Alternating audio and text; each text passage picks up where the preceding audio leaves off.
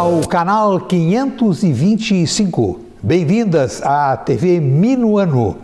Começa a edição semanal do programa Resumindo, que convida para uma incursão pelo universo da fotografia, das artes plásticas e da criatividade. Vamos conhecer a obra e o talento de Francisco Bellanca. Bellanca foi autor do Brasão de Porto Alegre, criador de projetos arquitetônicos, de capas de livros e de peças publicitárias. No estúdio, o historiador de arte e pesquisador José Francisco Alves será o guia para descrever as qualidades, o talento de Bellanca, que nasceu em Porto Alegre e viveu de 1895 a 1974. Um levantamento completo sobre monumentos em cidades do Rio Grande do Sul será outro assunto para o convidado José Francisco relatar. Antes, a opinião do programa sobre o panorama eleitoral.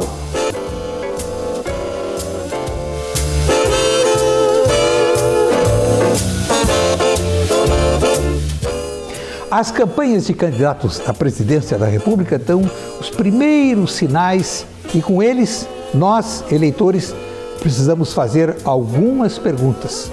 A primeira: o que os candidatos pretendem fazer para diminuir o conjunto assustador de dificuldades estruturais, burocráticas e econômicas que tornam produzir e investir no Brasil mais caro e ineficiente em comparação a outros países? As dificuldades burocráticas elevam os preços ao consumidor e reduzem a capacidade das empresas. O que farão? Segunda pergunta: como diminuir a complexidade tributária? O sistema de impostos do Brasil é confuso e um dos mais altos do mundo. Terceira pergunta: até quando nosso país vai conviver com a infraestrutura deficiente? As estradas têm má conservação e faltam ferrovias, o que aumenta o custo da logística. Quarta pergunta: é possível conviver com a insegurança jurídica? O que mais se vê é a instabilidade nas leis e nas regras, o que afeta o planejamento a longo prazo.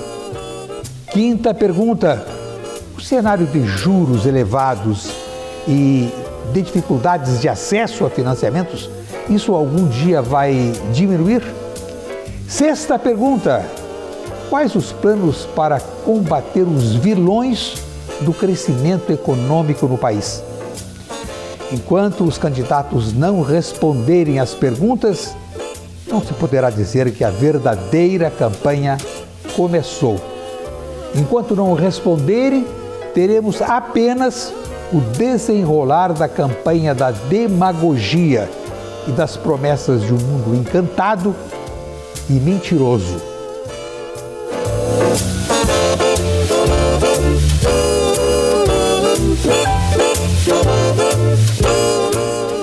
Vamos agora entrar no universo da criatividade.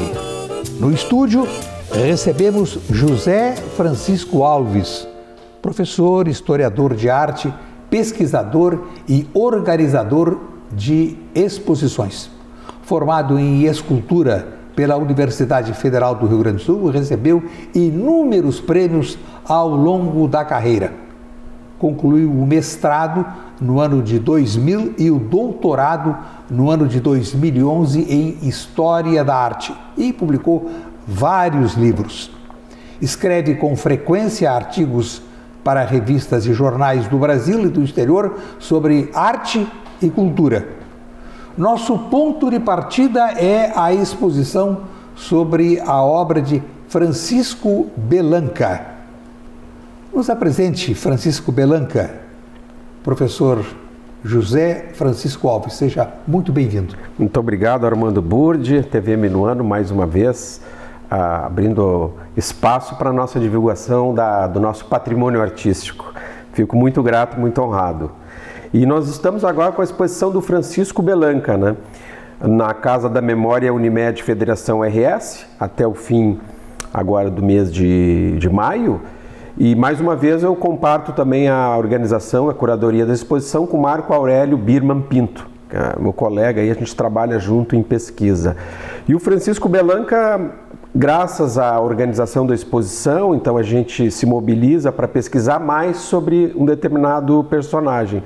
E mais uma vez temos surpresas, né, agradáveis sobre o Belanca, né? Muito mais coisas aparecem do artista, muito mais produção e mais diversidade, né? O que surpreende muito a gente, né? Então o Belanca, ele tem vários enfoques sobre ele. O principal, assim, que eu destacaria é que ele é o primeiro formado em Belas Artes na província, né? Na província do Rio Grande, é o primeiro, né? No ano de 1919. Ele e Júlia Boeira. Porém, Júlia Boeira não teve uma carreira artística, né?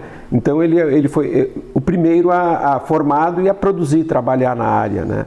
Então teve uma carreira enorme, também foi o primeiro professor do Instituto de Belas Artes, e logo em seguida ele entra para a Prefeitura de Porto Alegre, na área de obras, né? Aí como desenhista dos projetos arquitetônicos, né? Feitos pelos arquitetos, um outro feito por ele também, né? E disso, trabalhando em ilustração, desenho, aí até fotografia. O que foi muito surpreendente na pesquisa, né, é que desde antes dele formar-se, ele já realizava fotografias documentais, né, de locais, de personagens e de alguns fatos. Era um hobby, mas essas fotos são bem interessantes, né? Foi um dos enfoques. Vamos começar a mostrar. O professor José Francisco se referiu à obra fotográfica, documentação, e aí está a capa do jornal alemão Deutsche Volksblatt, que documenta na sua primeira página a passagem do dirigível Graf Zeppelin, sobrevoou Porto Alegre a 29 de junho de 1934, tornando-se um evento histórico marcante ao passar em baixa altitude sobre o centro e o Palácio Piratini em Porto Alegre. Vinha do Rio de Janeiro em direção a Buenos Aires. E o nosso homenageado documentou. Nós temos outras fotos do dirigível sobre Porto Alegre. Aí está.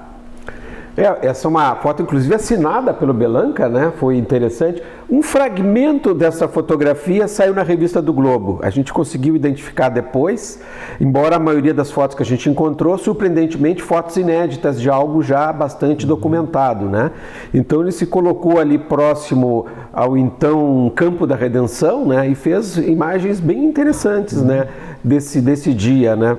Vamos a mais uma, aí está. Essa foto muito interessante, ela se posta mais ou menos ali da avenida, atual Avenida Oswaldo Aranha. Sim. Em direção lá, o outro lado lá já é a Cidade Baixa ali, né? Indo ao centro, tem um pedaço da Santa Casa também. E as voltas que o dirigível fez, né? Ele veio aqui, passou no Vale dos Sinos, na região germânica, né? E depois passou aqui, depois passou lá em Montevidéu também, né? E então essas imagens, elas se destacam pela realmente ineditismo, né? Sobre algo tão divulgado, né? Foi tão marcante. E não é que o Belanca, né? Com o seu hobby fotográfico, acabou fazendo umas imagens bastante interessantes dessa passagem do Zeppelin. No dia 29 de junho de 1934. Vou pedir à produção que projete mais imagens. Aí está um outro ângulo. Ali ao fundo ali a Santa Casa de Misericórdia, né? Aquelas torres são da Capela do Bonfim, do Nosso Senhor dos Passos, melhor dizendo, né? Sim. E a população ali, que no bairro ali do Bonfim, se aglomerou, né? Para ver esse episódio, aquele imenso objeto metálico no céu, né? Fazendo os barulhos com 4 turbinas, hélices, turbo-hélices, né? Era realmente um veículo assombroso, né? Então causou uma repercussão muito grande no nosso imaginário, gerando contos, filmes, né? Porque foi realmente grandioso, né? E que bom que encontramos mais documentação sobre isso.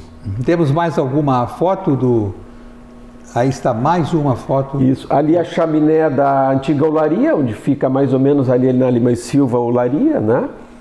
E o PM ali a cavalo, e o público, né, admirando essas voltas que ele deu, né? Poucas fotos mostram, felizmente, a suástica, né? Porque era só de um lado, do lado esquerdo da aeronave, que tinha a famigerada suástica, né? O dirigível anterior, né? Esse modelo, ele é de 1929, né? E ficou um bom tempo fazendo transporte de mercadoria, correspondência e pessoas, né? Entre a Alemanha e Buenos Aires. Uhum. Temos mais uma imagem do Zeppelin em Porto Alegre. Aí está. Essa já não é uma imagem do Bellanca, mas é interessante que está nos arquivos do Bellanca. É um cartão postal, né? Alguns anos depois ainda se usava cartão postal, e o irmão do Bellanca, italiano, Sebastião Bellanca, escreveu para ele lá do interior de Lavras, ele trabalhava em Minas, o engenheiro Bellanca, e mandou um postal para ele interessante, que era também o postal com esse Zeppelin, essa foto também aparentemente inédita também. E ali o antigo Colégio Anchieta, que ficava na Duque de Caxias, né? Um prédio enorme que havia ali, próximo à catedral por ali. Duque de Caxias, à direita, no sentido centro-bairro. Ali, ao lado do Museu Júlio de Caxias. Exatamente. Ao lado do museu. Exatamente. Aí o Colégio Anchieta transferiu-se para a Nilo Peçanha. A Nilo Peçanha. Uhum. Bom, agora vamos entrar na exposição, cujo um dos curadores é o professor José Francisco Alves. Nós temos inúmeras imagens para... Ele trabalhava com o desenho desses painéis de escolas, e alguns desses painéis eram painéis fotográficos de turma, de formandos, de professores, né, da equipe do colégio. Então ele fazia esses desenhos e a gente não houve tempo suficiente para ver, mas alguns foram executados, né? Então ele tinha essa especialidade também de fazer esses painéis para instituições, né? Desde o Grêmio Porto Alegrense, com o time lá, lá na década de 20, década de 30, né, até escolas e universidades, ele também tinha essa especialidade. Ele desenhava e acompanhava a execução junto com estúdios fotográficos. Uhum. Vamos adiante. Temos agora... Também nos painéis, um desses painéis até deve estar já executado no colégio, não sei se me lembro se é o Colégio Anchieta, eu não me lembro de cabeça, mas enfim, eram de colégios, decoração, né, de hospitais também, ele fazia para hospitais também.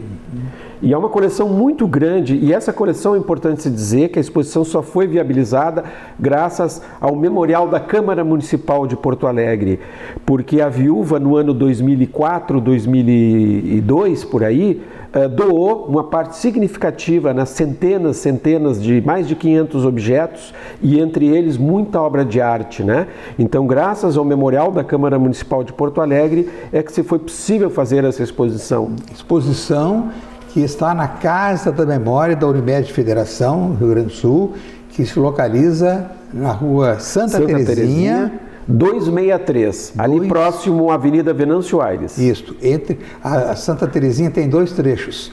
Um trecho entre a José Bonifácio e Venâncio Aires, depois tem uma pequena curva, né? Perfeito, tem essa anomalia. Anomalia, e ela se estende da Venâncio Aires até isso. E o trecho ali entre a Jerônimo de Ornelas e a Venâncio Aires. Foi bom ter falado isso, né? Tem esse outro trecho. Tradicional Casa de Memória, que hoje é considerada locomotiva da cultura da promoção das artes plásticas, inúmeras exposições, magníficas exposições, com uma afluência notável de público. E você, como organizador, um dos organizadores, há outras exposições e palestras, lançamentos de livros, debates. Tem havido uma bela programação, inclusive foi agora melhorada, né? Sofreu uma reforma para melhorar as exposições e os eventos. Uma ideia concretizada pelo Dr. Nilson Luiz Maia. Sem dúvida, é um projeto dele, assim, vamos dizer, como a gente costuma dizer, um projeto pessoal, né? Mas se não fosse ele na presidência da Unimed Federação, né? De ter esse tipo de comunicação dessa instituição, que é muito importante para o Rio Grande do Sul, de ter uma comunicação por meio da cultura, né? E acaba fazendo um papel institucional que às vezes nem mesmo o Estado, né? Enquanto Prefeitura, União e o próprio Estado do Rio Grande do Sul, às vezes consegue fazer, né? Casa da Memória da Unimed, que tem como coordenador o pesquisador, historiador, jornalista, advogado Salus Locke. Exatamente. Incansável. Incansável. Incansável. Grande parceiro. Grande parceiro. Vamos adiante na exposição que mostra a obra de Belanca. É mais um dos painéis, né, alusivos, é uma alegoria, né, alusiva às ciências, ao estudo, né, e também voltado para ser instalado em escolas, né, em escolas. Portanto, esse desenho pode ser considerado um esboço do que se transformaria num painel. É. E ele acompanhava essa execução, que poderia ser em bronze, poderia ser em madeira, né? E quando havia a conclusão dessas peças, ele assinava também, né? Porque o projeto, e era executado tal qual ele desenhava. Estamos mergulhando no mundo de Francisco Belanca. Vamos adiante. Esse é muito bonito, né? A gente não tem uma foto boa ainda, porque a obra resultante desse esboço está no acervo do Grêmio Porto Alegrense. É de 1933, então ele fez esse elemento para compor um grande painel do time campeão do estado de 33. Inclusive a grande figura, né, que está a fotografia de todo o time é o Eurico Lara, né? E é em bronze. Grande goleiro. É o grande goleiro. É em bronze a estrutura, e essa alegoria, né, do futebol e da vitória com a taça está feita em bronze ipsis literis, o que ele projetou, né?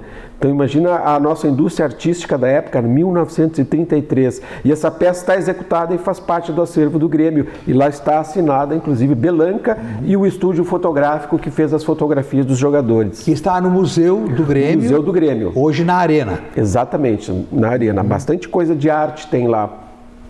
É uma visita para quem gosta de futebol, de esportes, sendo gremista, sendo colorado, sendo cruzeirista. São torcedores do Brasil inteiro que acorrem para conhecer o acervo, a história do Grêmio Futebol Português. Inclusive tem obras do Caringe até nesse acervo do museu, né? Tem a máscara mortuária do Eurico Lara em bronze e outras obras de arte em forma de troféus, né? Nesse aspecto da arte é bem interessante também, né? Como a parte cultural e esportiva, obviamente. O que emociona muito os torcedores, assim como o Internacional tem, assim como o Cruzeiro também tem, a sua galeria de troféus na Arena de Cachoeirinha. Vamos adiante. E a parte de pintura, né? Como ele forma-se em Belas Artes, né? Primeiro formado em Belas Artes, o primeiro homem, junto com a Júlia Boeira, mas ele desenvolveu a carreira, ou seja, ele tem as obras de arte, né? E aqui, no caso, é durante o período da escola, isso é entre 1916 e 1919, imagina que essas obras de arte têm mais de 100 anos, né? São pinturas, né? E boa parte delas cenas de Porto Alegre, né? Então eles saíam a pintar a plein air, como chamavam, né? Ao ar livre. Então muitas dessas obras são pintadas ao ar livre, né? E óleos sobre materiais, né? Madeira, papel e tela. Estamos apreciando a obra de Francisco Belanca. Vamos adiante.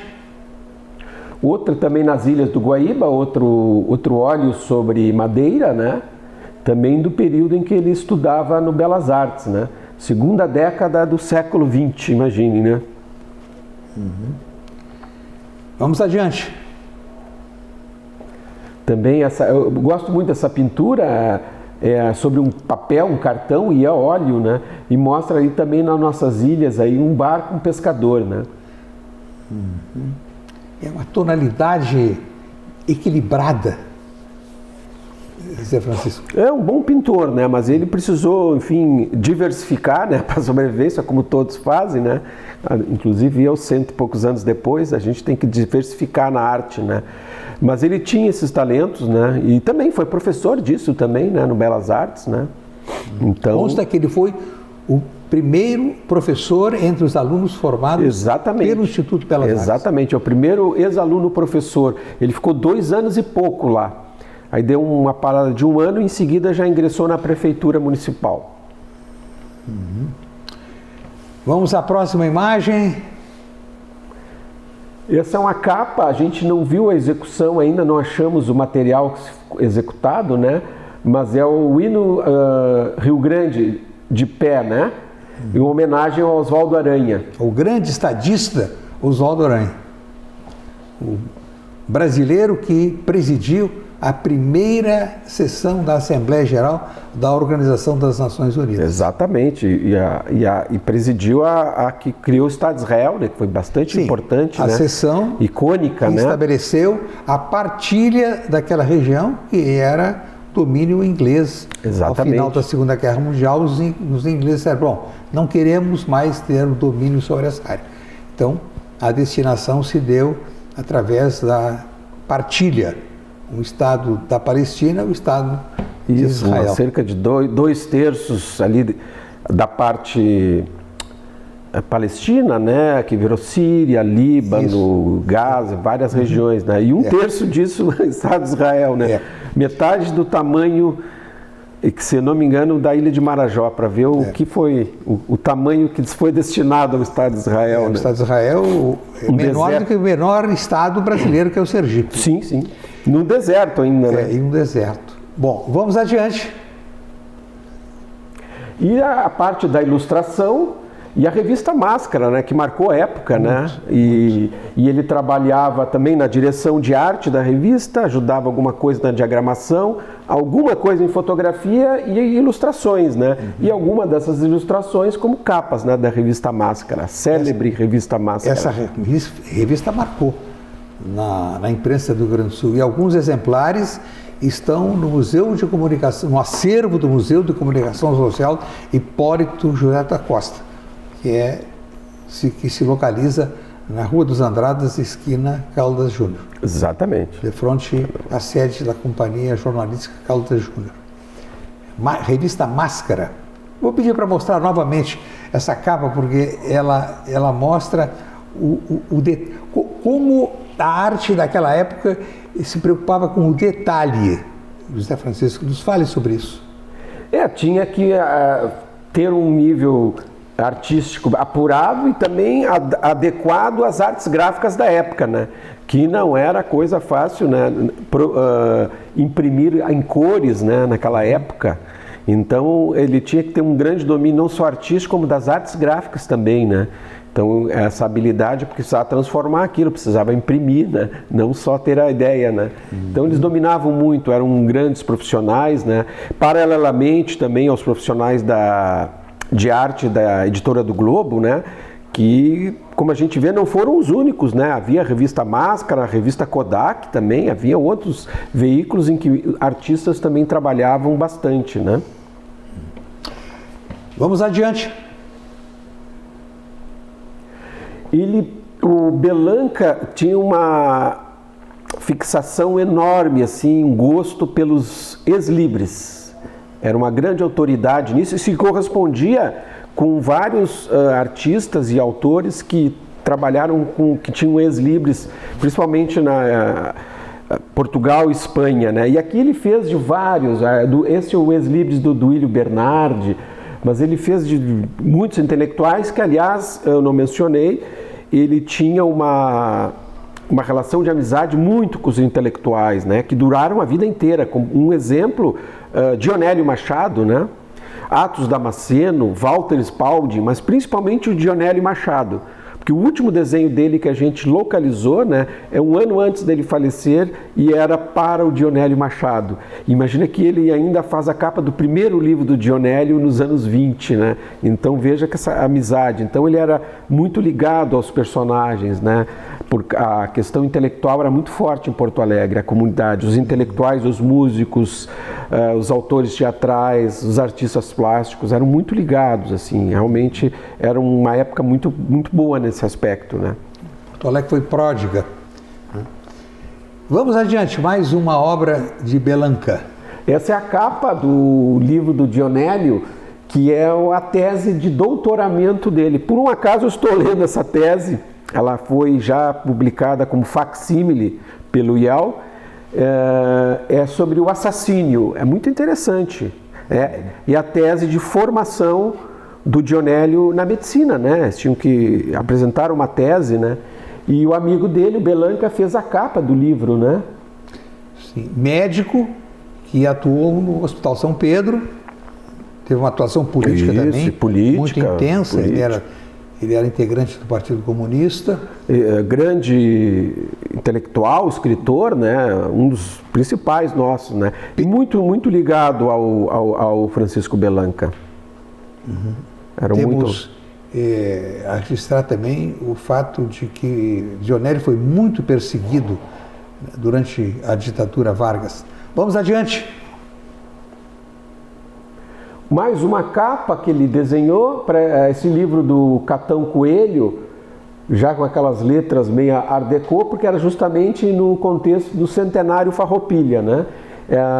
É um livro do Catão Coelho sobre a várzea, sobre o atual Parque Farroupilha, né? Então, ele, naquele período do Centenário Farroupilha, muitos livros publicados nesse contexto. Uhum. Vamos adiante.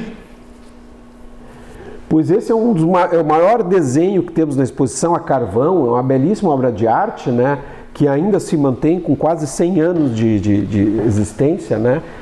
Temos que também verificar se aquela obra foi executada. Ela foi feita para o quartel de exército que nós tínhamos ao lado da Igreja das Dores. Esse prédio é de 1908 e existe até hoje. É aquele prédio meio exótico, arquitetura exótica. Sim. Que tem ali, que hoje chama-se Quartel General Auxiliar, né? É um prédio muito interessante, né? Que era um perfil da época, né? Dos prédios militares, tinham aquela configuração lá bastante exótica, mas interessante, né? E lá dentro com também decoração de obra de arte, né? Na época era muito, muito comum termos uma pintura interna e externamente as esculturas, né? Então ele fez esse projeto lá para executar num dos tetos lá de uma das salas, né? Mais uma ilustração de Bellanca. Aí os desenhos dele, 1917, né? Ali coletores de capim ali no Guaíba, né? Essa também é uma imagem real, né? Ou seja, ele fez o carregador de capim, né? Não sei que tipo de capim tirava no Guaíba, mas é uma obra feita vendo a cena, né? E registrada e depois executada em Nanquim, período dele como aluno, né? Mais uma obra de Francisco Bellanca. Pois esse desenho, essa também é a época de estudante, né, 1917, e ali junto à ponte, a famosa ponte de pedra, né, que é uma ponte de alvenaria, a ponte do Riacho, ali próximo, né, onde temos ali mais ou menos a sede da ACM, então era bem ali junto àquela ponte, né, em que ele retratou também a ponte em pinturas, né? A ponte de pedra é a cena mais reproduzida na pintura e na fotografia em Porto Alegre, né? Pelos pintores, desenhistas, ilustradores, até o presente. Aí está um belo registro, né? Que é o tal do gasômetro, né? Que dá nome àquele local do centro, né? Não é a usina que a gente conhece, que aquela é uma usina termoelétrica, essa é o autêntico gasômetro, né? Que deu nome ao sítio. Inclusive a chaminé não é a chaminé que nós conhecemos agora, é a chaminé que também havia no gasômetro, né? E ali eram aquelas estruturas que os gasômetros possuíam, né? Tem também o trapiche, ali mais ou menos na Washington Luiz, ali, mais ou menos em frente à Câmara Municipal de Porto Alegre atual, né? Então aquele trapiche ali hoje é a Avenida Loureiro da Silva. Sim. Mais uma. Bom, agora chegamos no ponto que nós tínhamos referido no início, o brasão de Porto Alegre. Pois então, ele tinha uma amizade muito grande com Walter Spalding. Grande historiador. Grande historiador e também municipário, né? Também era da Prefeitura de Porto Alegre. E desde a década de 40, o Spaldi tinha essa ideia de fazer um brasão, né? Desde 44, pelo menos, ele troca correspondências especificamente sobre o brasão. E a coisa foi evoluindo e nós achamos 3 modelos do brasão. Um deles, esse aí, é o modelo mais bem elaborado, que poderia ter sido de Porto Alegre, esse não foi escolhido. Sim. Mas esse ele executou em tintas douradas, prateadas, né? É uma belíssima obra de arte. Nós temos mais uma imagem. Com têmpera. E esse é o que foi executado, né? Dos 3 propostas, é o que foi executado, né? O lema relacionado, né, à brava resistência que Porto Alegre teve às farroupilhas, né? Teve anos de cerco, né? Eles haviam invadido Porto Alegre, depois foi liberado em junho de 36 Porto Alegre, e por essa liberação o título, né, a cidade, né, por ter resistido às farroupilhas, é um título anti-farroupilha, né, essas curiosidades, e hoje é a cidade mais farroupilha que tem, mas são as coisas da história, dos mitos, é tudo muito interessante, importante conhecer, né, claro, porque é tudo muito interessante. Mais uma ilustração de Belanca? Aí está. Isso, os desenhos que ele fazia dos projetos que a prefeitura, a maioria dos projetos não eram dele, mas ele é que tinha que dar formas aos projetos técnicos, aquelas plantas, né? E essa é uma das propostas do prédio que a gente chama Prefeitura Nova. Depois ela foi ampliada. Então, só desta prefeitura há dezenas de desenhos, né? Com mais andares, menos andares, ou configurações diferentes, até se chegar ao projeto que se desejava, né? Temos mais 3 ilustrações Isso, por exemplo, um outro modelo, né, para aquele mesmo prédio. Aí ele já ocuparia ali o terreno em que depois se ergueu aquele arranha-céu ali, que hoje está abandonado, né, do INSS. Sim. Então ele se estenderia até ali, né? Foi mais uma proposta de prefeitura nova, né? E ele fazia essas perspectivas, né? Dava forma para poder se escolher os projetos. Sim. Mais uma imagem. Esse é uma versão do viaduto Otávio Rocha, há diferenças bem significativas, né? Que ele fez a perspectiva isométrica, se não me engano o nome técnico é esse, para o autor do projeto, né? Sim. Também o estudo da prefeitura nova que seria, né? Não foi executada. Bom, percorremos a exposição. Percorremos, esses são os tópicos, né? E lá desses tópicos há muitas outras obras, né? Muitas outras obras de arte. Conhecendo mais sobre... Livros também, várias capas de livro que ele fez, estão os exemplares lá dos livros, algumas cartas, as fotografias do Zeppelin, para a pessoa ver a fotografia da época mesmo, né, ao vivo, e muitas pinturas, também tem pintura sobre tela lá, de coleções particulares. Só são 2 obras que não são da Câmara Municipal de Porto Alegre, né? As restantes todas são do Memorial da Câmara. Vale a pena visitar a Casa da Memória Unimed Federação, que fica na rua Santa Terezinha. 263. 263. A exposição vai até... Até agora o final, último dia útil de maio. Sexta-feira. Eu acho que é dia 28 de maio. Vale a pena visitar. Mostramos então a obra, a criação, o talento, o exímio fotógrafo, desenhista, projetista, autor de capas de livros, o múltiplo artista Francisco Belanca. E vamos a um rápido intervalo.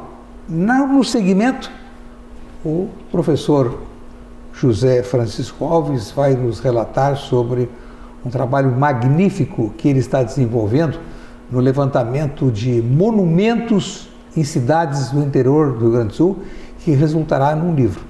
Voltamos já.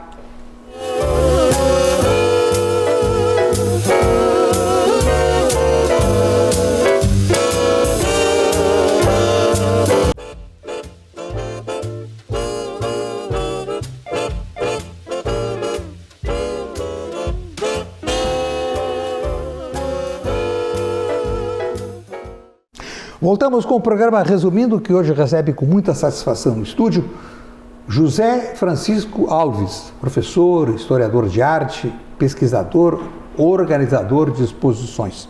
No primeiro bloco nós falamos sobre a exposição de Francisco Bellanca, que está na Casa da Memória Unimed, e agora vamos falar sobre um trabalho que José Francisco Alves desenvolve. Ele que é formado em escultura pela Universidade Federal do Rio Grande do Sul, recebeu inúmeros prêmios ao longo da carreira, concluiu o mestrado no ano 2000 e o doutorado em 2011 sobre História da Arte, publicou vários livros, escreve com frequência artigos para jornais, revistas do Brasil e do exterior, tendo como tema arte e cultura. E agora fala sobre um trabalho que começou há muitos anos, o levantamento mais do que necessário sobre obras que envolvem monumentos e manifestações artísticas desta área. Nos fale resumidamente sobre esse trabalho que está para ser publicado. Então eu comecei há cerca de 30 anos atrás preparar sobre os monumentos de Porto Alegre, né, que deu já 2 livros, com a última edição comemorativa aos 250 anos de Porto Alegre, mas paralelamente eu sempre comecei a trabalhar também com os monumentos do Rio Grande do Sul, né? Especialmente a minha área é escultura pública, né? Então, por exemplo, os mosaicos, pintura mural, essas coisas eu não entro nessa área.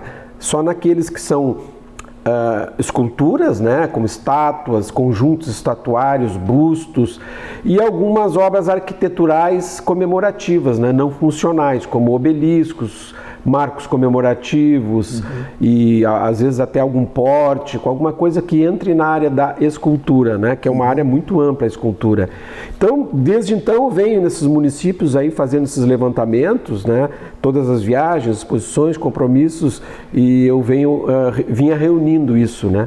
Para que finalmente se possa publicar, né? Uma amostra exemplificativa bastante ampla sobre o que nós temos no Rio Grande do Sul, que é muito mais do que só a nossa vã filosofia, é muita coisa. Então vamos mostrar. Começamos com muita coisa. A primeira imagem. Esses são os nossos monumentos mais célebres. Nós temos uma epopeia, né, que é o Monumento Nacional ao Imigrante, que vamos dizer assim, é um monumento ao imigrante italiano, né? Mas para poder tirar um dinheiro do Getúlio lá, os caxienses colocaram o nome nacional, que fizeram bem, eu faria o mesmo, né? Mas se sabe que é o monumento à imigração italiana e é um monumento grandioso, né? Foi o último momento em que o Getúlio esteve no Rio Grande do Sul, foi o último momento em que ele foi tratado pelo povo, né?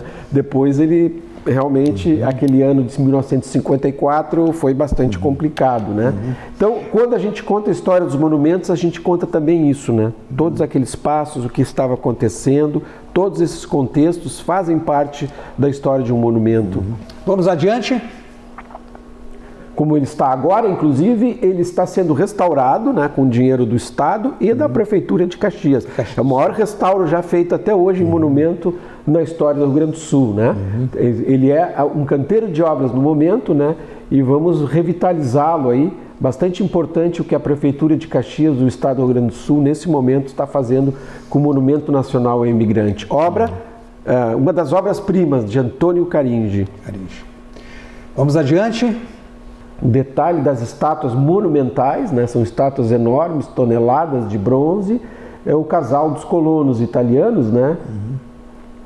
Descobrindo o seu novo mundo, desbravando, né? Mais uma imagem. E é a parte da imigração germânica também, ela veio um pouco antes, né? Porque ela é mais antiga, assim, e significativa. Esse monumento, assim, baseado nos monumentos de Bismarck, né? Esse foi ao centenário da imigração germânica, né? 1800, não existia Alemanha, imigração germânica, a Alemanha é a partir de 1871. Eu sempre trato como imigração germânica, né? E tem esse monumento em São Leopoldo, né? Que tem também uma epopeia, conta uma parte da história da cidade, da história dessa etnia no Rio Grande do Sul, da enorme importância que teve. Então, esse monumento bastante importante, né? E tendo o seu modelo como um monumento, os monumentos que existem na Europa a Bismarck, né? Então, é bem relevante mesmo esse monumento. Mais uma imagem. ele tinha uma estátua, né, também de um colono, né, de um trabalhador, de um imigrante. Depois, com a Segunda Guerra Mundial, foi destruída a obra, né? Ou, se não me engano, até na primeira já, porque houve esses dois problemas com as etnias germânicas, né? E depois ele foi reconstruído, mas esse é ele original, né?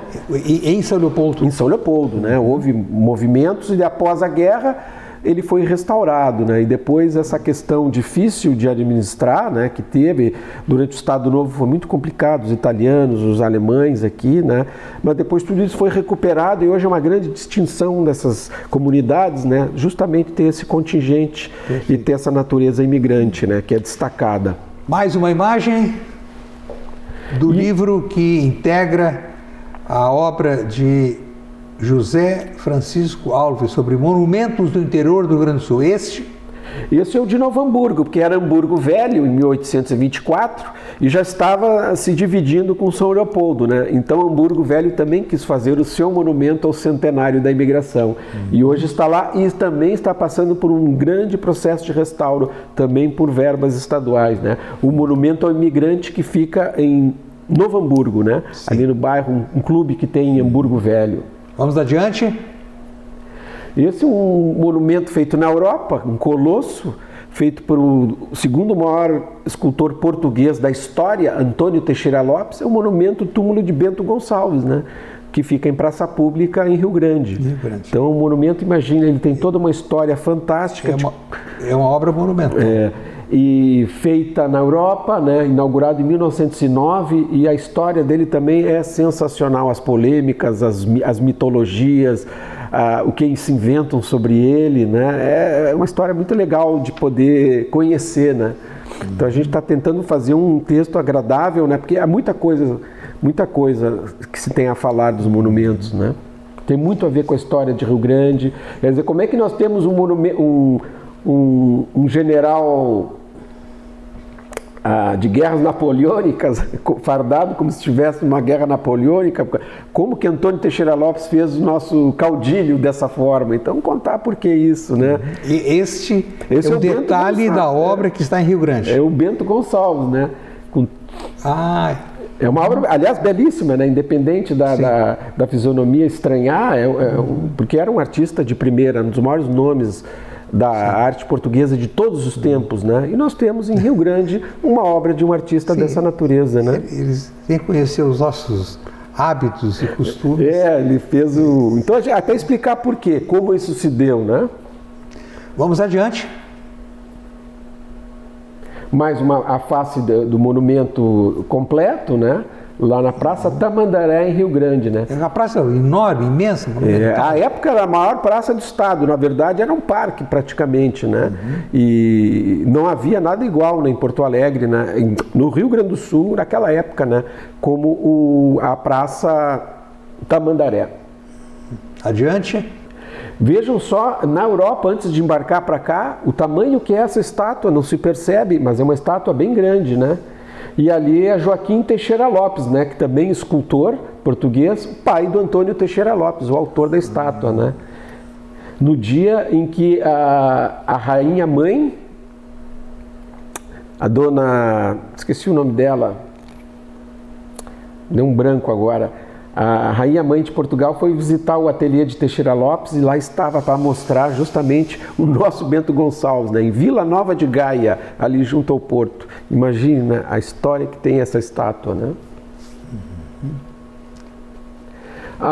Dentro dessa questão da imigração, continua-se, né? Pelotas também tem um monumento ao colono de Antônio Caringe, né? Então, é um tema muito profícuo, né? As imigrações, né? Acho que é a tipologia mais comum que nós temos no Rio Grande do Sul, né? Todas as comunidades, as etnias, né? Resolveram, durante o século XX principalmente, mas também nesse século, né? Fazer importantes monumentos. Personagens, né? Esse é o Silveira Martins, Gaspar Silveira Martins, em Bagé também, uma obra de Caringe, uma estátua belíssima, né? Bagé também tem algumas estátuas, né? A estátua uma referência muito forte. Quando se fala em monumento, geralmente a população fixa numa estátua, em um busto, né? E aí nós temos, Bagé tem exemplos, né? Como essa estátua belíssima aí do Gaspar Silveira Martins. Vamos continuar percorrendo a geografia do Rio Grande do Sul, localizando Santa as Cruz obras. do Sul, né? Outra comunidade germânica fortíssima, né? Centenário da independência para afirmar a nacionalidade, a brasilidade, né? O monumento também é um conjunto estatuário, né? A figura da liberdade, mas a liberdade republicana e brasileira, né? Então é um monumento à independência do Brasil, 1922 também. A Prefeitura, a comunidade de Santa Cruz erigiu um belíssimo monumento histórico lá. Mais uma obra. Cachoeira do Sul, né? Que para o serviço de abastecimento de água resolveu lá na década de 20 fazer uma caixa d'água com obras de arte, né? E se tem uma belíssima obra que é chamada Château d'Eau, já foi restaurado algumas vezes e recentemente, né? Com bastante estatuária, né? E Netuno, e ligado como é uma caixa d'água ligada ao universo mitológico dos mares e oceanos, né? É um dos motivos de orgulho dos cachoeirenses. É belíssima, é uma obra fantástica realmente, né? Em termos de Rio Grande do Sul, é uma riqueza, né? Detalhe. As ninfas, né? E uma dessas ninfas depois veio para Porto Alegre e fizeram em bronze, que é a famosa Samaritana, que está à direita ali. Poucos percebem, né? Mas a Samaritana, na verdade, ela se encaixa muito bem nessa denominação aí bíblica, né? Mas ela é uma ninfa do reino de Netuno. Mas se adaptou muito bem aqui, recebeu esse apelido Samaritana, e os apelidos de monumentos sempre são muito interessantes. Vamos adiante. Uma vez eu subi na torre da igreja, né? Eu consegui subir na torre da igreja. Na época, isso é século XX ainda, finalzinho, né? Eu subia e conseguia fotografar muita coisa. Mais uma imagem. A parte da arte moderna e contemporânea também está presente nos monumentos. Justamente é um monumento aos 100 anos da imigração italiana, né? 1975, em Farroupilha. Uma obra de Carlos Tênis, né? Foi um concurso público, bem concorrido. Que é autor do monumento. Do monumento aos açorianos, né? É um dos maiores monumentos brasileiros, né? Também é um monumento evocativo a uma etnia, né? Então esse evocativo às primeiras famílias de italianos que vieram na imigração organizada em 1875, né? Para aquela localidade ali. Vamos adiante. Outra vista do monumento, né, que está frente a uma rodovia, ali na cidade de Farroupilha, é um lugar muito bonito. Perfeito. Mais uma. E nós temos no Rio Grande do Sul várias tipologias. Esse é um parque de esculturas que tem cerca de 100 esculturas esculpidas em arenito. Esculpidas agora, né? Esse é um parque temático que fica em Nova Petrópolis. As pessoas podem visitar, é um lugar maravilhoso, né? E ligado também à imigração germânica. São os personagens da região feitos por 2 artistas, né? E um artista popular lá de Nova Petrópolis, né? Que até reside lá e frequentemente está apresentando mais esculturas relacionadas à imigração germânica. Costumeiramente os turistas vão a Gramado, Canela, vale a pena visitar. Vale a pena, a linha Brasil, vale a pena. É um Nova Petrópolis. Vamos a mais uma imagem. E esse é um monumento recentemente construído em Porto Alegre, também agora ao Sesc Centenário da imigração italiana, né? E a inauguração, o Porto Alegre teve, vários municípios tiveram seu monumento, e Porto Alegre esse monumento enorme, realmente é um monumento muito grande. Depois do monumento aos açorianos em 74, esse é o maior monumento feito em Porto Alegre, né? É um monumento imenso de aço, né? Ele não é só um simples recorte de aço, são figuras moldadas, né? Com ali a questão também do barco, que é muito presente, das coisas da comunidade italiana que trouxeram, a bandeira esfarrapada de cruzar o oceano. Foi uma cerimônia muito bonita da comunidade italiana em Porto Alegre, no Rio Grande do Sul, nesse monumento entre os mais recentes que nós temos. Um lugar muito bonito ali na Orla, né? A Orla de Porto Alegre realmente um lugar que deu certo, né? Tem que se dizer que está muito bonita, né? Belíssima, encantando os porto-alegrenses os porto-alegrenses e, sobretudo, os que visitam Porto Alegre, cada vez mais encantados. E imaginar que, durante décadas, aquela orla ficou abandonada, campinhos de futebol e depósito de lixo. Depósito de lixo, de crimes. E a Câmara de Porto Alegre, lá desde o final da década de 70, início da década de 80, não impediram que nós tivéssemos a antecipação de uma belíssima obra. Porto Alegre tem muitos problemas, mas nesse aspecto foi um projeto que deu certo, né? Sem dúvida nenhuma, né? Certo. Temos mais uma imagem que a produção vai mostrar. E aí, nessa linha do Sesc Centenário da Imigração Italiana, as coisas também populares, né? A Bento Gonçalves, né? Um dos polos da imigração italiana, aí comissionou um monumento lá de um artista local, esculpido em pedra, essa obra esculpida em basalto, né? As pessoas não têm a mínima ideia, né, do que é esculpir um basalto de algumas toneladas ali, as figuras, mas é uma obra muito bonita. Então, se comemora, né? Por meio da escultura ainda é uma linguagem ainda mesmo a contemporânea, né? Mais utilizada assim para se comemorar alguma efeméride, algum personagem. As imagens que acabamos de mostrar, somadas a muitas outras, vão compor um livro. No total, quantas imagens? Eu não tenho ideia, mas é muito mais de 1.500. Não, é muita coisa. O livro vai ser grossinho, né? E alguns monumentos mais bem tratados, né? Porque já se aproveita para contar bem a história de alguns monumentos cuja história não foram bem contadas, né? E por cidades ali depois vão ter os destaques, né? Os destaques de cada região, todas as regiões, né? Cidades assim de 5.000 habitantes até Porto Alegre, Caxias, Santa Maria, tudo. Lançamento previsto para? Tem que ser até o fim do ano, né? E eu acho que vai dar certo, sim, estamos bem encaminhados, né? A parte que mais demora é a redação mesmo, né? Porque a gente gosta de contar tudo, né? Para que fique uma obra de referência, né? Porque a partir dali se façam as pesquisas, né? Os interesses. Muito bom. Parabéns pela iniciativa, pela obra que vai documentar, vai perpetuar através da imagem o que muitas vezes a população, sobretudo nas grandes cidades, costuma destruir. Porto Alegre é um exemplo, lamentavelmente. Está assim a América Latina toda. Agora Montevidéu, né, teve a destruição de um dos monumentos mais importantes lá. Imagina que chegou até lá essa onda, né, de roubos, né, de monumentos. Então, mas enfim, mas também há lugares que estão bem, né? Eu fui a Erechim, os monumentos em Erechim estão bem, estão restaurados, pintados, a cidade limpa. Mostra que é possível uma cidade de porte médio, né? Diferente de algumas assim que infelizmente não estão. Perderam muito. Aliás, uma face do livro vai ser as perdas, né? Que algumas prefeituras importantes deixaram ocorrer, né? Parque Farroupilha, por exemplo, bustos no Parque Farroupilha não temos praticamente mais nenhum. Uma destruição sem precedentes ali, né? Nem deve se colocar mais nada lá, porque tudo vai ser destruído a qualquer momento, né? Os restauros foram feitos, né? A iniciativa privada ajudou muito, né? Principalmente o Sinduscom, com dois projetos de restauro, né? E refeitura de monumentos, mas alguns duraram 2 semanas, né?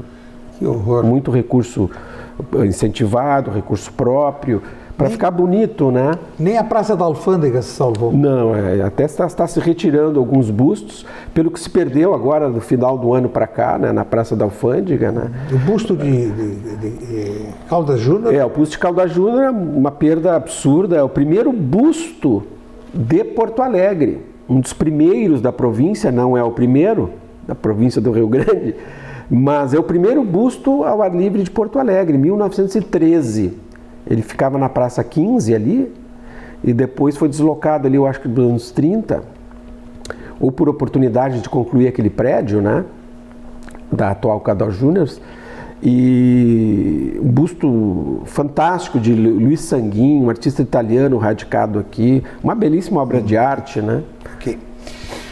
Professor, pesquisador, historiador, escritor e tudo mais que se possa imaginar que trate de preservação da memória. Eu agradeço muito. Muito obrigado. Nós recebemos com muita satisfação José Francisco Alves.